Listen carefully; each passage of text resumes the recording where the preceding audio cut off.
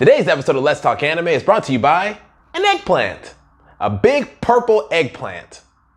Okay, listen, I don't feel like getting demonetized right now, so, do the math. It's kind of obvious.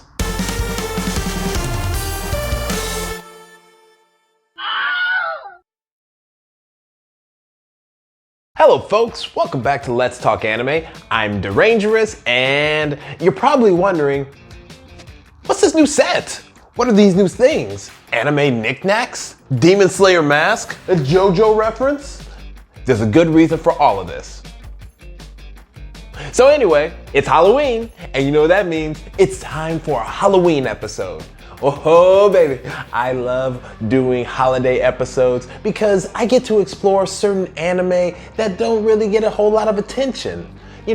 Like last year, I talked about Ghost Stories, and even though Ghost Stories did get a lot of attention, but it didn't get a lot of attention right then, I think. I'm talking about a horror, scary, Halloweenish anime though, okay? But not just any anime. We need to be smart in which anime we pick. Now there's a whole bunch of different Halloween anime I could talk about. I could do this whole episode on Higurashi When They Cry. I mean, hell, they just remade the series not too long ago. Or I could talk about High School of the Dead.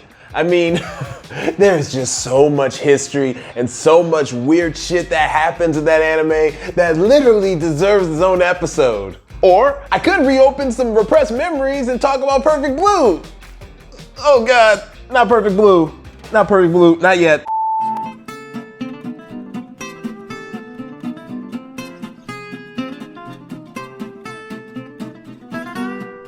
Instead, we need to talk about a series that's a combination of both old and new, something from the past, but also modern as well. One series that fits that bill while also providing us with a unique kind of horror vibe on the terms of body horror, if you catch my drift. Wink, wink, nudge, nudge. Parasyte the Maxim. However, before we can talk about Parasyte the Maxim, we need to talk about the creator. And to understand the creator, we need to understand the inner workings of one Hitoshi Iwaki. Iwaki was born in Tokyo, Japan. As a kid, he enjoyed doing the same old kid stuff, reading Osamu Tezuka while also doodling and even watching his favorite tokusatsu series, Ultra Q. As he got older, Iwaki decided to become a manga artist. He began his career being an assistant to the one, the only Kazuo Kamimura, the creator of Lady Snowblood. After becoming Kamimura's assistant, Iwaki created his first one-shot, okay? Following year, believe it or not. The name of this one-shot? Gomi no Umi, also known as the Sea of Trash. Fun fact, ran in Morning Magazine. Eventually, Iwaki created the series Parasyte, okay? This ran in Afternoon Magazine. Get it? Morning and then afternoon and, the magazines, and I just kind of thought that was, funny. Anywho, Parasyte the manga ran from 1988 to 1995. Now, remember when I said we need to talk about a series that's both old and new? Now listen, Parasyte ended its run in the year of 1995, okay? The anime Parasyte the Maxim would not premiere until 2014, okay? That is a 14-year difference from when the manga was created to when the anime came out. Remember, this series started off in the 1980s. When they adapted it as an anime, they had to make some obvious changes and tweaks. School uniforms, technology. It's so unique because if you look at the Parasyte manga and watch the anime, you can see the technological differences. I mean, it's not going to make a dramatic shift in what happens at the end, but it's still kind of neat that, Iwaki had to make some adjustments, and voila, you've got Parasyte the Maxim.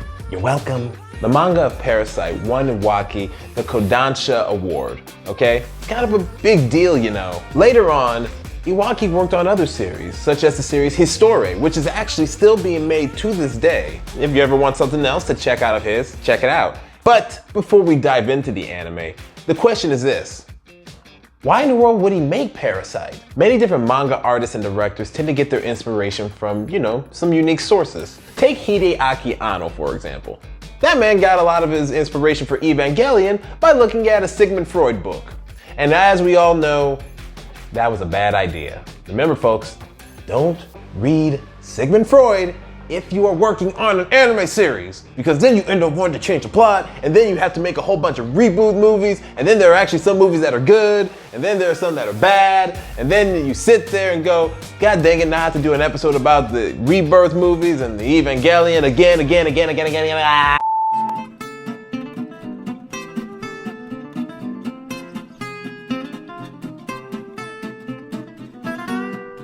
When making Parasyte, Iwaki was inspired by nature documentaries, all those fun things, and combined with a little bit of human egotism for the planet Earth, and you know what, let's just toss in a splash of some environmentalism, which we will get into a little later. So, what's the plot of Parasyte, I bet you're wondering? Well, it's simple. Socially awkward nerd talks to his hand. Okay, fine, I can't actually use that, although it is pretty much true. One day, some alien worms landed on the planet. Said alien worms are the quote-unquote parasites. What they do is they would infect people, mainly going straight for the brain, and then taking 100% control of them, getting rid of their entire identity. But there's more. These aliens, now that they have assumed the identity of people, they need to eat. And what do they eat? Well, they eat the basic food of every human being, especially people around my age. Taco Bell. Nah, then the anime would have been, over, because who can survive Taco Bell? They eat other people, to be more specific, okay? But they do it in some of the most creepiest ways. Like, their heads will unravel and form blades, or just slice up things and then, eat them whole. It's like the whole head will split open and then chomp. They eat people, okay? They eat people and they want to keep eating people. That's what the parasites do. But at one point, one specific parasite ends up in the arm of someone, not making it to the head. And thus, the shenanigans begin. You've got a parasite who can now communicate with their host. Okay, because the other parasites, they pretty much annihilated the identity of their host. But this one, because, they weren't able to make it to the brain, you can't do anything except just exist in the hand. And thus, we've got Parasyte the Maxim. But as funny as this may sound, don't think this is a lighthearted series like Ghost Stories. This is kind of fucking dark. Now, the characters in this series are kind of unique-ish. The reason why I say this is some of them will only appear during the first half or may get killed off, or some of them will only appear during the second half. But we're gonna be focusing on the two main characters of this series, Shinichi Izumi and his parasitic partner, Migi. Let's start off with Shinichi. Shinichi, as you can tell by his appearance, is basically a socially awkward nerd. I mean, we all were at some point. One of the things I really love about Shinichi is the amount of growth he goes through throughout this entire series, okay? Yes, starting off, he kind of is a, what's the word I want to say? He's a weenie, or in this case, an eggplant.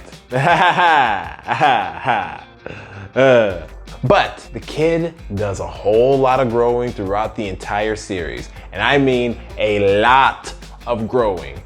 You watch his development unfold step by step, and you see him really change. I mean, yeah, you see anime characters change, but what he sees and goes through is kind of fucked up.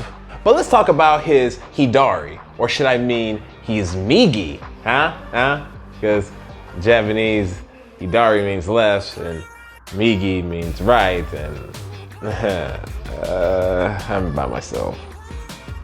Anyway, Migi is kind of Migi's a weirdo. I'm just gonna say it. Migi is 100% a weirdo.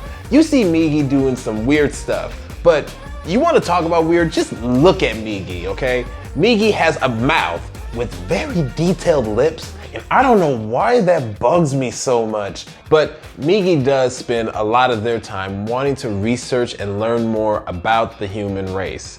In fact, Migi doesn't actually care too much for humans. They actually see humans as kind of stupid, pointless, a threat to humanity. But Migi wants to learn more about life and humans. So much so that Migi tests out their powers and to see what more they can do. Because of Migi's relationship with Shinichi, it creates a unique dynamic between the two. It's like they both hate each other, but they also both like each other. They both solely rely on each other for survival. One helps provide tactical information and weapons, while the other one executes them, as well as engages in conversation and tries to find alternative methods into taking out an opponent, while also learning how to be more prepared to take out an opponent. Remember how I said this series also had something to do with, say, environmentalism? Well, let me dive a little further into that. You see, the key thing you gotta understand is the parasites have come to Earth to basically eat. They're there to eat people because, you know, biological voice in their head tells them, Go eat that person. You need to eat when you're hungry. Go eat. You know, kind of like a wild animal in a sense. Migi, on the other hand, doesn't actually need to eat people. The reason why is because Migi gets their nutrients straight from Shinichi. In fact, the same thing can be said about other parasites who might not have hit the brain or may have stayed in other parts of the body, like someone's jaw. Yes, it's a little disturbing-ish, but these parasites acknowledge that humanity is messed up and they are literally fucking up the planet, which is true. The purpose of the parasites is to maybe help cull the human race. Basically, Thanos everybody, except one by one and through extremely painful methods. And this is where the whole nature documentaries kick in. Take a tiger, for example. A tiger sees an African, gazelle grazing. The tiger eats the gazelle, okay? Why did the tiger eat the gazelle? Because it was hungry. It can't, eat just grass. I mean, it's not gonna give it the nutrients and stuff it needs to survive. Thus, why did the parasite go after the humans? Because it was hungry, because they became the new predators. The humans were already up on the food chain, but now the parasites have come in and they are now above the humans. And because they're above the humans, they see the humans as prey. But does that constitute treating us like cattle, which goes into the human egotism of the planet? Because people believe that we are entitled to being on this planet and doing whatever we want to do. But the question is it worth it? Because it is destroying the planet. These are questions that get posed in this series. I mean, the series really provides you all the things you really want. Horror, some environmentalism, body horror, psychological thinking, horror, and also big eggplant-shaped arm. Well, that was a fun body horrific episode of Let's Talk Anime. As usual, I am your host, Dare Rangerous. If you like this episode, do me a huge favor and like, comment, subscribe. And if you're on YouTube, hit the bell icon, notifications, new episodes, and follow us on TikTok. And tune in next time where... I don't know. What have I got on the shelf? Hey, you can see the shelf now. Who knows? Maybe I might pick something off of that shelf. Until then, peace out. And, there's a whole...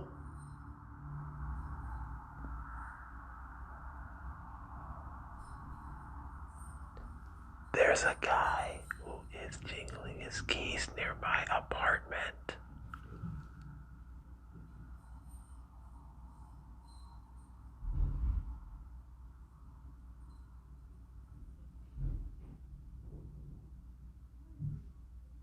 Anyway.